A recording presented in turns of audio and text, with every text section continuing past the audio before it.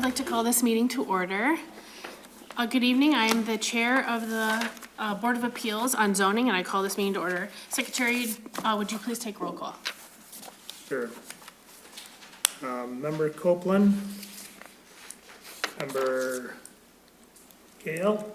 Present. Member Forbes. Here. Member Nash. Present. Member Nightingale. Present. You have a quorum. Wonderful, thank you. So we should all have our minutes from our last meeting. Do I hear a motion to accept the minutes as presented? Motion to accept. Support. Wonderful. Any discussion? All in favor, say aye. Aye. Aye. All opposed, same sign. Motion carries. Thank you. Are there any changes to our agenda today? All right, do we hear a motion to accept our agenda? Move to approve. Second. Wonderful. Any discussion? All in favor, say aye. Aye. All opposed? Wonderful. Motion carries. So we have an item on our agenda for public comment. This is for not related to the subject that we're discussing tonight, but any other matters that should come before this body. Does anyone have any public comment of that kind? First call. Does anyone have any public comment? And does anyone have any public comment? Wonderful. We'll move on from that. All right.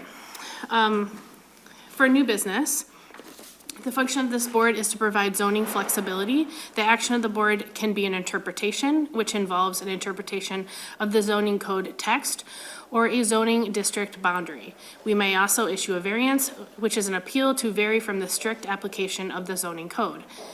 This meeting is videotaped. It is important that only one person can speak at a time and the audience observe respect for the speaker. When the appeal in which you're interested in is called, please come forward to the podium and allow the board a moment to review the material, after which you may give your name and address to the secretary. After the appellant's presentation, anyone interested in the appeal may come forward, give his or her name and address to the secretary. Please make your comments brief and to the point. Speakers shall not ask questions of specific board members. Each speaker is limited to 3 minutes and may only speak once. The board will discuss the appeal, vote, and continue to the next appeal. An affirmative vote of 2/3 of the board, or 3 votes, shall be necessary to decide in favor of an appeal. The action of the board is final. The only relief is through the court. Are there any questions? If there are none, the secretary will call the first appeal. Thank you. So an application has been received from Mid-Michigan Energy Holdings, 3169 Heatherly Avenue in Flint. And they're requesting consideration of a property line setback variance to permit the redevelopment of a new automobile service station and drive-through coffee shop. So the site is approximately half an acre, and it's bounded on the north by Davenport and the south by State Street, on the west by North Mason, and on the east, some CSX property. The property consists of 3 parcels, 1419 Davenport, 1414 State, and 1418 State. 2 of those properties are owned by Philip and Helen King, which has King's Service Center. And the 3rd parcel is owned by Carol King, which is the property that houses the Big Ugly Fish. The properties within the block are zoned B1, local business, as well as the properties along State Street. Properties to the west are zoned R01 restricted office. Properties to the north are R1 and R2 single and 2-family residential. So this is the proposed plan. The proposal is to clear the site and construct a convenience store, shown in red, 2 double pump gas canopies, shown in blue, as well as a drive-through coffee shop depicted with the brown arrow. And I want to point out too that there's that the proposed plan does include a required 15-foot green belt buffer across for properties across Mason Street, and that's shown in the green. So The request is to consider a variance to decrease the required 40-foot setback by 19.5 feet. The proposed uses are categorized as automobile service station and drive-through restaurant establishments. And as mentioned, the property exists within a B1 local business district zone. Automobile service stations are a permitted use by special use, subject to certain site design standards. So pertaining to this request, section 153.071 of the zoning ordinance requires that automobile service stations, buildings, housing, and office or facilities for servicing, greasing, and/or washing motor vehicles shall be located not less than 50 feet from any street line. So you can see the setback on this plan shows the 40-foot setback line, which is circled in red. The variance request is for the 19.5 feet closer to Mason Street, leaving the 20.5 feet of setback. And that is the subject. Thank you. We will now open the public hearing to consider the request. Is there anyone here who would like to comment on this case? So it'll be 10 minutes for you, and then for all the other speakers, 3 minutes apiece.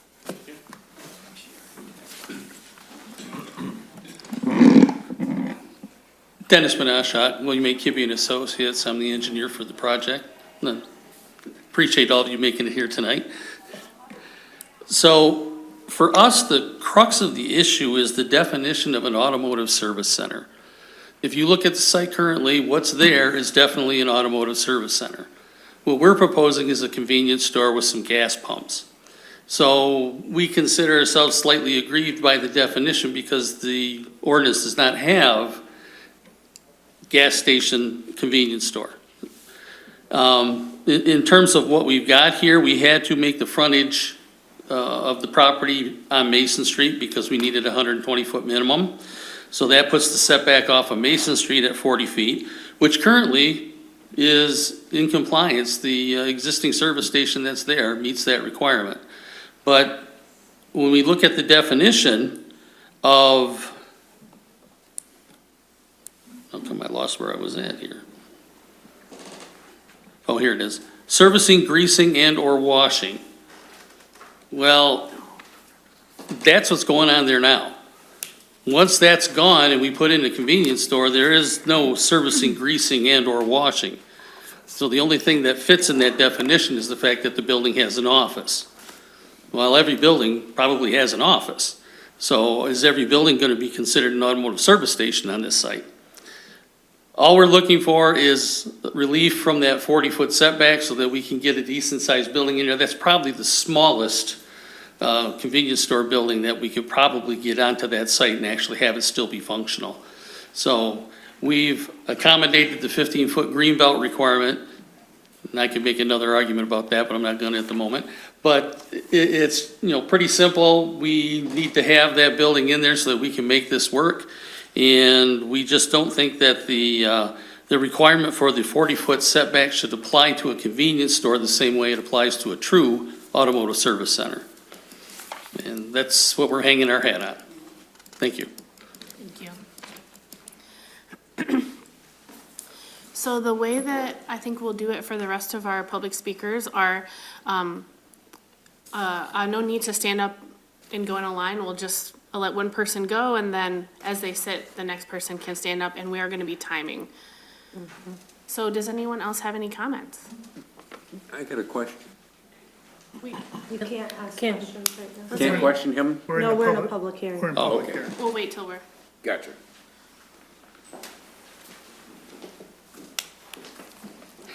Hello, my name is Marina Harding, and I'm speaking on behalf of Big Ugly Fish, but I have a little story I'd like to share. can we have an address? quick? My address? Yeah. 37252 Jefferson Avenue, Awesome, apartment thank you. 4. Please Okay, continue. thank you. So the tale of a bar's legacy.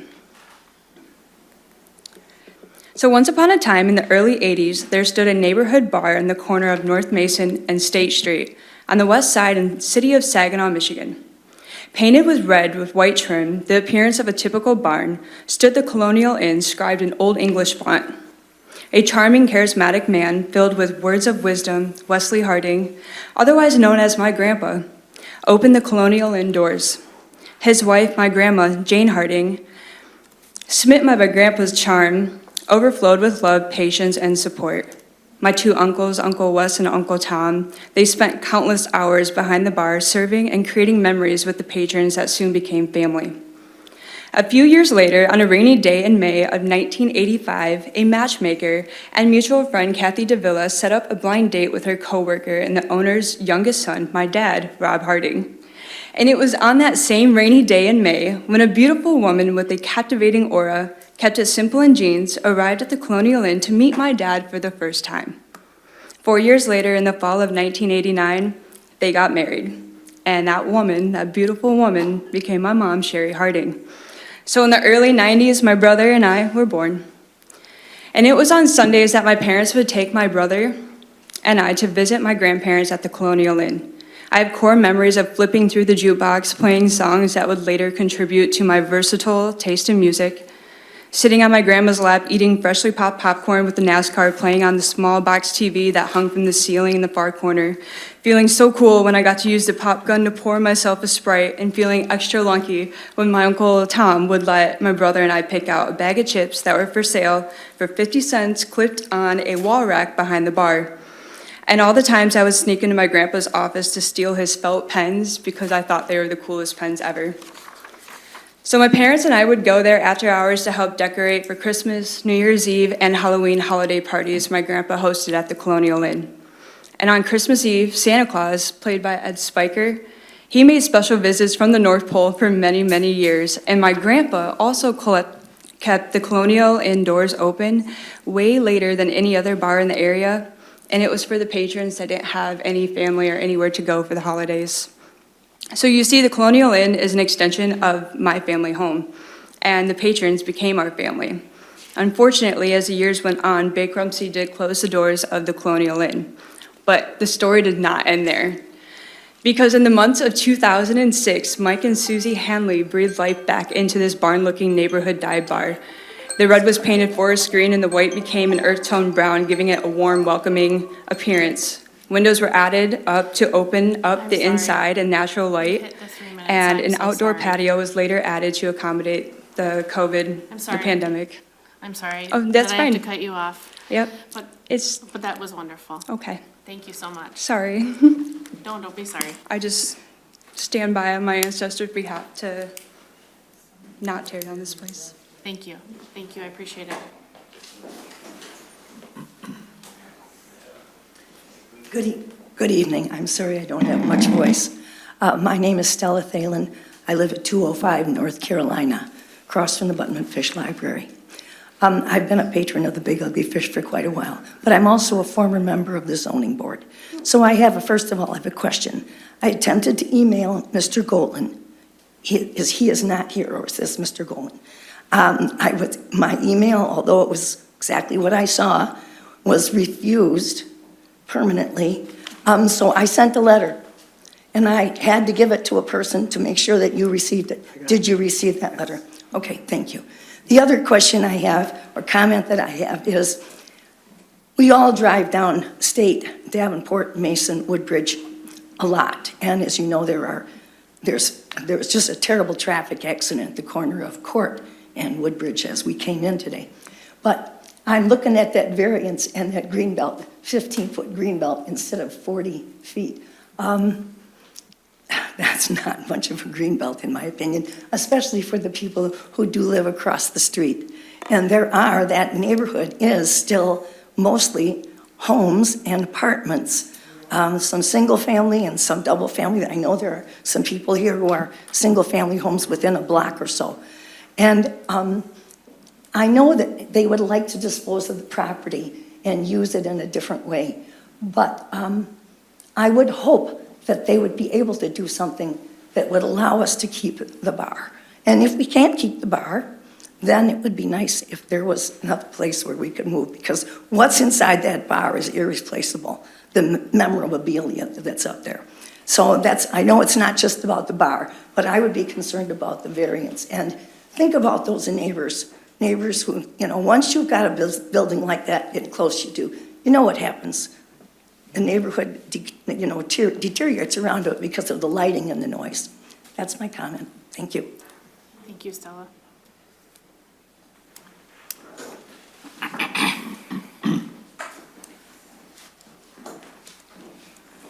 Good evening. Good evening. My name is Kristen Talley. My address is 49 West Hannum Boulevard here in Saginaw, Michigan. I am here on behalf of the Big Ugly Fish. Adding on to what everyone has spoken about, the families that live around the Big Ugly Fish. The Big Ugly Fish in and of itself is an institution. I have lived within the Saginaw community for 40 years. And while there are several bars within the Saginaw community, the Big Ugly Fish is a home. It allows for chili cook-offs, Super Bowl parties, and generations of families have come in and out of that bar and still continue to come in and out of that bar. Grandparents, parents, and children have frequented the bar, and I found a family within that bar. I moved away to Grand Rapids 2 years ago, and even while living in Grand Rapids, I still came back once a month to visit the Big Ugly Fish because of what it means to this community and what it does for this community and the people who attend there. I think we would be doing a great disservice to not just the people who frequent there, not only the residents who are in that area, but the city of Saginaw in and of itself to get rid of something that is that big and that huge a part of what Saginaw is. Thank you. Thank you.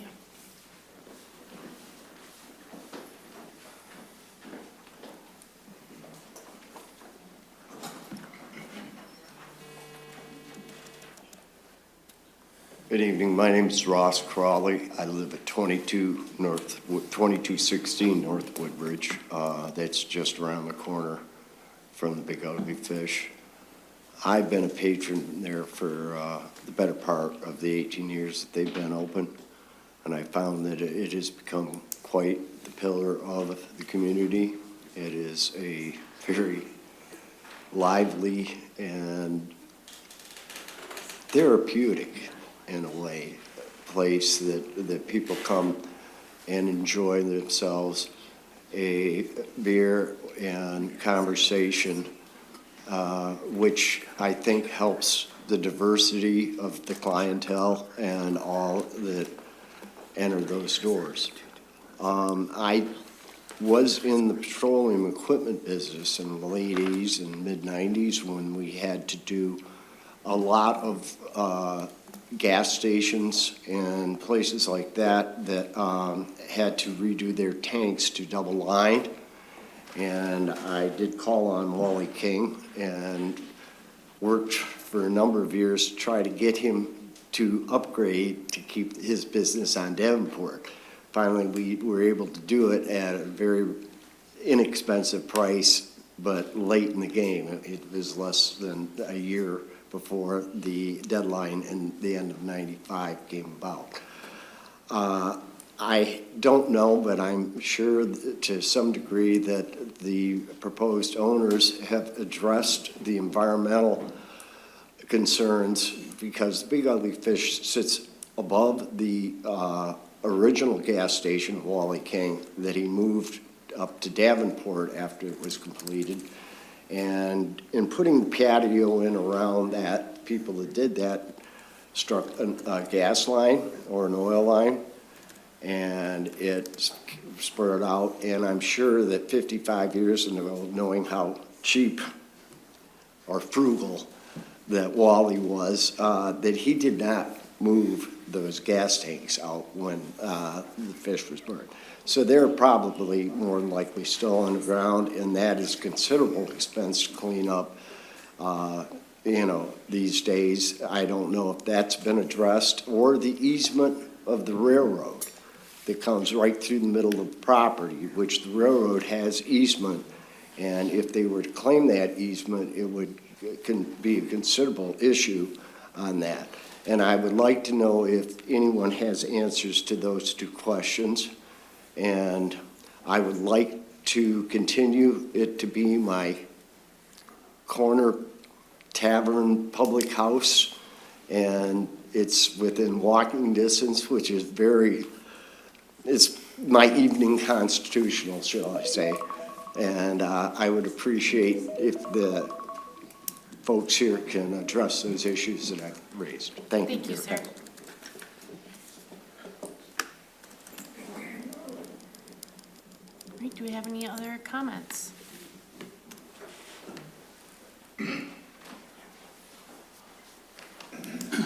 My name is Philip King, address 5125 Swan Creek Road. I guess I'm the enemy, but I'm 70 years old, been at that gas station since 1969. So I've been there 55 years. I was at 2206 North Woodbridge. I walked across the street when I was 16 years old. My dad said, come to work. I've been there ever since. I want to retire. I didn't think I'd have to go through all this to retire, but there's a lot of things in mind. I understand that. The thing is, I mean, we're talking of a rental piece, which my wife and I own. We have the gas station and the bar, and I need to sell it in order to move on. And the bar is actually on the original, like they were saying, and the original piece where the gas station was. It was called Celico. My dad worked there. It wasn't his. But he came and our station that we're at right now was built in 1967. My dad came in 1969. He was over on White Street, and he bought that property there after that. So, you know, I'm not really sure what to say besides the fact that one thing that really hurts in the option is the fact that that railroad does come almost through the middle of the property, because we also have the property where the old Parker Dairy was to the other spot there, which can't be used properly because the railroad will not let us, you know, use it as one unit. Otherwise, that would be a lot bigger piece, and other things could be done. But the size of the property is very, I think, important in what's going on here. But, I mean, you know, it is, the property is old, and I realize that. And we did take the tanks out properly. We did put above-ground tanks in. We did have the soil tested. I'm not to say that there's no pollution there, or contamination, but the company that's buying it realizes this, and they will take care of the problem. As far as the neighborhood, it's changed a lot. There's not as many people there as there used to be. I know a lot of the houses, there is the apartments, I understand that. But there's a store across the street that used to be a 7-Eleven that is now a pot store, to say likely. We also have a daycare there next to that. And then on the other side, on the side there are some homes in there also. And I'm very, you know, the neighbors, I've been there servicing people's cars, pumping gas, giving them free air, done everything I could. And to be honest with you, I just want to retire. Thank you, sir. My name is Mike Hanley. I live at 121 North Mason in the city of Saginaw. I think you all know me.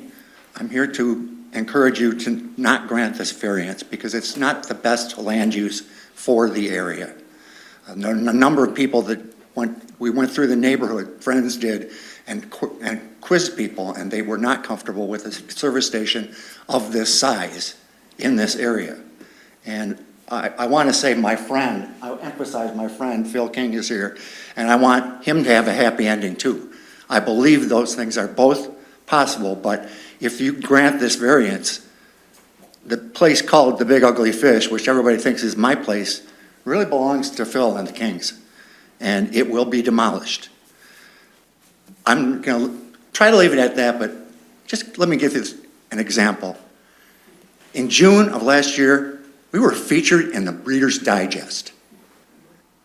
A guy came, he was taking a motorcycle trip around the country with his daughter, and they were headed for Bad Axe, and so they stopped at Big Ugly Fish because it was known as the diviest bar in Saginaw County. We choose to take that as a compliment. If you've never been in, I encourage you to stop and see the place, and I encourage you to allow us to continue serving the city. A lot of my customers are here, and my staff is here. Would you raise your hand if you're affiliated with the fish? So, a lot of people care about it, and I think that this kind of a decision can be avoided. Thank you. Thank you. Are there any other comments? Are there any other comments? I believe we have some correspondence. Yes. This may take me more than 3 minutes. This is from A.V. Wyatt, 2224 Marshall Court. My name is A.V. Wyatt. I'm a frequent customer of Big Ugly Fish and do not live too far from the property at 1419 Davenport. I've been visiting that location for the past 20 years, so I'm very familiar with the area. I think bringing a larger gas station store that the area would cause, in that area would cause congestion and accidents. I've noticed that both State and Davenport have become a racetracks for speeding drivers. Over the years, there has been more accidents than I can count at the corner of Davenport and Mason. A large gas station would bring more accidents to the area as it already is pretty congested with new marijuana store, drive-through store, fruit market, and daycare. In addition to my accidents, I fear that the crime will rise in the area. The bar, Big Ugly Fish, has rented a building on the property and has been able to keep crime at a minimum by being an active part of the community. The bar participates in food drives, animal shelter drives, supports the women's shelter, and supports citywide events such as the outhouse races. I believe that a large gas station in the area will change the family feelings in the area. Crime and accidents will rise and the area will become chaotic and hard to police. Thanks for providing me with this. The next one is from Lisa Henderson, 1735 North Charles. She also worked at the property at 1418 State Street. Her concern is my job security and livelihood of my family depends on the thoughtful decision of Superstore gas station being built in this location. Not only just for the neighborhood, but also for small businesses that will be impacted. It will bring an element to the neighborhood that could harm the homes surrounding the location. I believe the traffic is already congested due to being a major roadway in the city of Saginaw. I also have 2 grandchildren that attend Stone Elementary School. There's already a lot of traffic during school hours. My concern would be even more traffic and accidents that occur at the particular intersections and nearby crossroads on State Street. To add to my concern, there's already a large marijuana superstore at that location, increasing traffic at that corridor. Next one is from Andrew and Wendy Aquinaga? Okay. 2231 North Charles. As homeowners over 23 years on North Charles in the city of Saginaw and supporters of Northmore Neighborhood Association, we oppose the proposed service center construction at the above address. We believe such construction will be detrimental to our community as it will increase commercialization of the neighborhood as well as decrease in temps, a real vitalization of our homes, schools, and safety of our children. Proposed gas station superstore will unnecessarily increase traffic from I-675 into our neighborhood. The next one is from Diane Lambert, 5661 Teresa Street. I'm writing to you regarding the proposal to add an auto service center at the corner of 1419 Davenport. I grew up on North Carolina Street and the current station, Wally King's, was a place where my mother, who had never pumped gas a day in her life, used to go. I worked at the MCVI building at 1015 South Washington Avenue, and this is on my way home. I just used their services last week to get air in my tires and windshield wiper fluid added to my vehicle. I wasn't due for an oil change to get these services done and didn't feel like paying $2 to get air in my tires because I never used that much air. I doubt that this new station will provide a drive-us service. They will probably add another one of the air pumps that charge you $2 to use. My husband uses the station to rent a budget truck when he's got a big job to do. Yes, we're aware there are U-Haul rental services. However, we avoid Bay Road as much as possible, and it's more convenient to go to this location. I hear this auto station will be a super convenience store as well. Years ago, when 7-Eleven was still open over there, they closed due to the crime they experienced. The store sat vacant for years and is now a weed store. The Big Ugly Fish bar that sits on the property has been there for years and doesn't attract crime. Neither did the family owned the family owned Colonial Inn that was there previously. Sure, over the years, there has been some reported, but they are few and far between. It's not known for being a crime magnet like some of the bars in the cities. I will still use the drive-through party store because it's a convenience to not have to leave your vehicle. If this store gets put in, what will happen to their business? There are other locations closer to the on and off ramps at 675 that have vacant buildings sitting on them. Why bring traffic from the highway into a mostly residential neighborhood? Again, this is on my way home from work, so I do not need extra time added to my commute. I live in the township but work in the city, so hopefully my opinion still matters. The next one is from Christina Nessel. I'm a frequent customer of Big Ugly. I live on North Oakley Street, which is within walking distance of the establishment. I've lived in that area for over 20 years. I'm very familiar with the area. I believe bringing a large gas station or store to this location will cause more congestion and accidents. State and Davenport already have a ton of traffic as it is. I feel a gas station store would take away business from already established places in the area, the drive-through store and the fruit market. Also, not far down the road is a public elementary school. Traffic already is so congested during drop-off and pickup times. Believe me, I daily have to take and pick up my grandchildren who attend there. The Big Ugly Fish has rented a building on the property for many years and has established a beautiful family of friends and visitors. Strangers walk in and feel right at home. This establishment participates in food drives, animal shelter drives, Toys for Tots, women's shelters, as well as supporting citywide events such as the Outhouse Race. I truly believe allowing gas station or store in this area is doing away with the already establishment an already establishment would truly hurt this area. Next one, Daniel Gonzalez from 2342 North Mason. I'm writing to you on behalf of the neighborhood residents to let you know the building's service station on the corner of Davenport and Mason would not be beneficial to the area. I feel that a newer and bigger station will be detrimental. The increase in vehicle traffic would only make an increase in vehicular accidents, which are already on the rise because of the cannabis store on the corner of State and Mason. There's a lot of families with young children in the neighborhood, and I feel that the increase in traffic would put their safety at risk. I thank you for the time. Next one is from Clint Bryant, 1716 North Charles. First, please allow me to thank you for servicing the citizens of our beloved city of Saginaw. I have been made aware of the potential for a fuel station at the corner of State Street and Mason.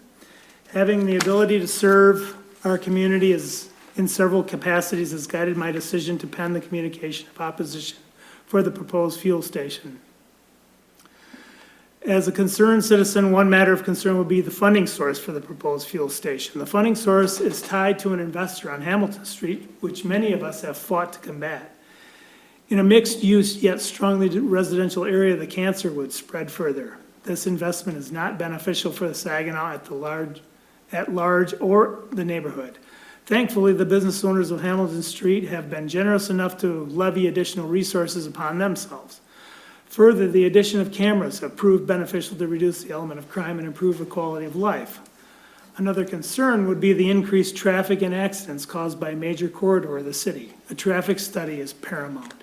I hope you will thoughtfully consider discontinuing the proposed plan and value the input from the concerned neighbors.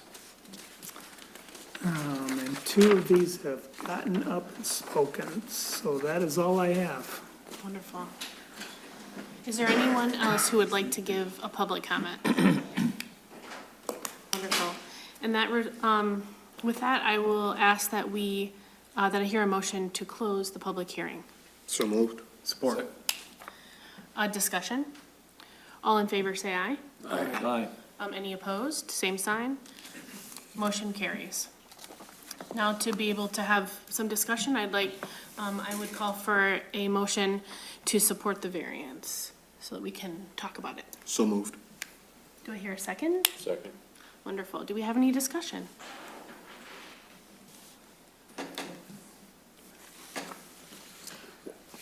I guess I do. I had the opportunity to go visit in the the establishment as well as walk around the community. And while myself and our chair went and did that, and while we were there, we saw 2 times cars racing at the Cars stop. what? Cars racing at the stop sign, at the stoplight.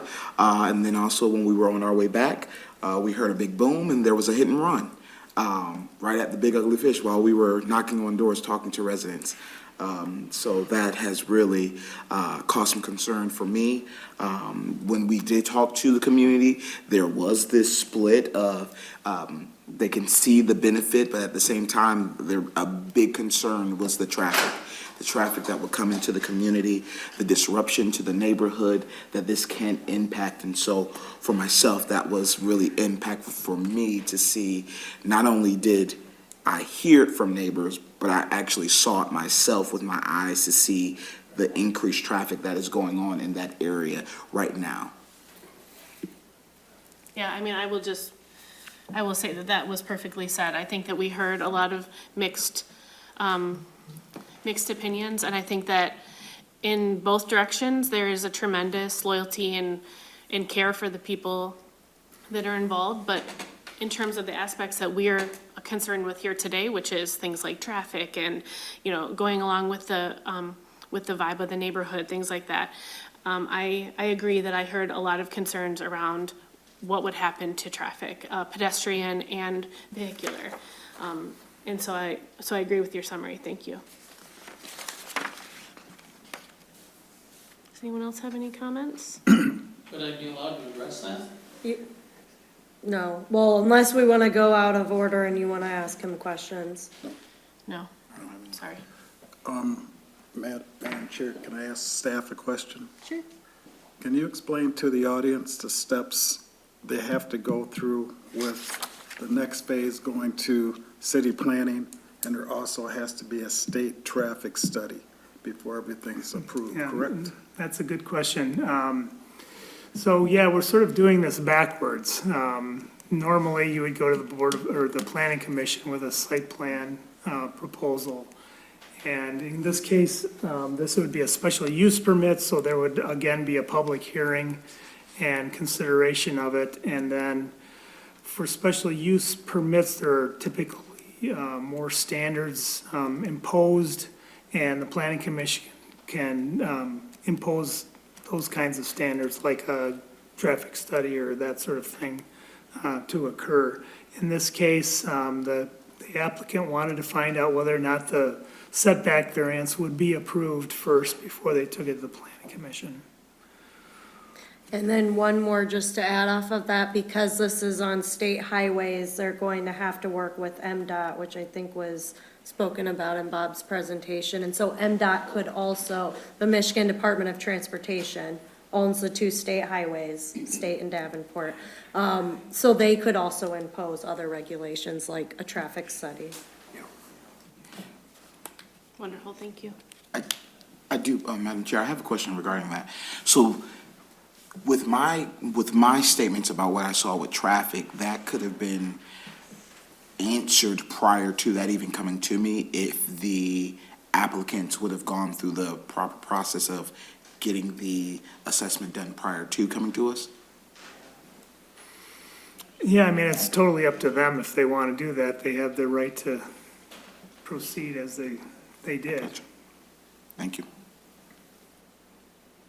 And just to be clear, I mean, I do want you guys to think about just this variance request and how this would affect the development happening there. Because all of the rest of it would still go through other channels, because it hasn't been approved by the planning commission, as you said, and then it has to go through engineering, work with the state as well. Madam Chair, can I ask one more question? And it still has to go before council, right? At the not after planning? No. No.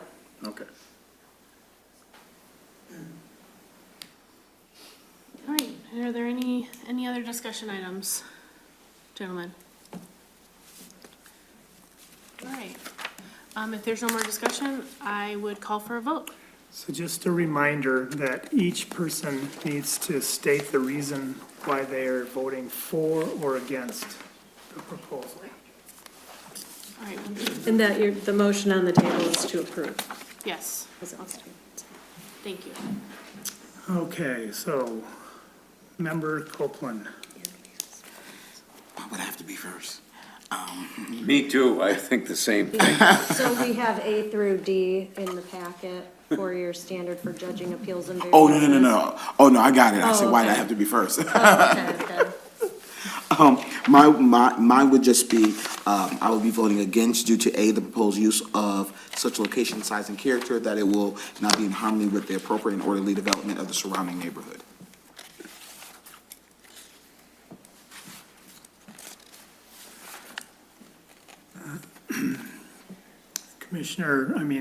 Member Gale.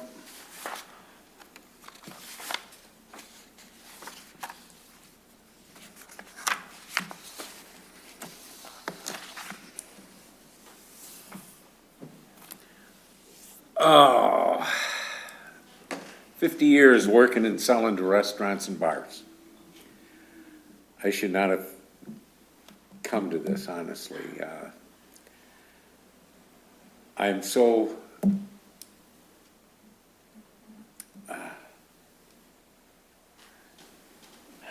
but I'm so for business. And I will vote for it because of the fact it's for business.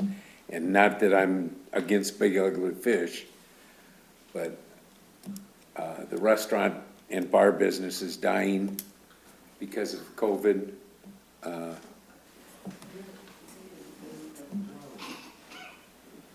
You're not, eh? Well, it's not what I've seen, you know. Keep going, we can't have back Yeah. and forth, sorry. Yeah. This- You can't talk to them. All right, thank you, I That's appreciate true. that. Board Member Forbes. I vote opposed as well due to reason B, proposed use of the, will be of the nature that will make vehicular and pedestrian traffic not more hazardous as normal as the district is involved. And Board Member Nash.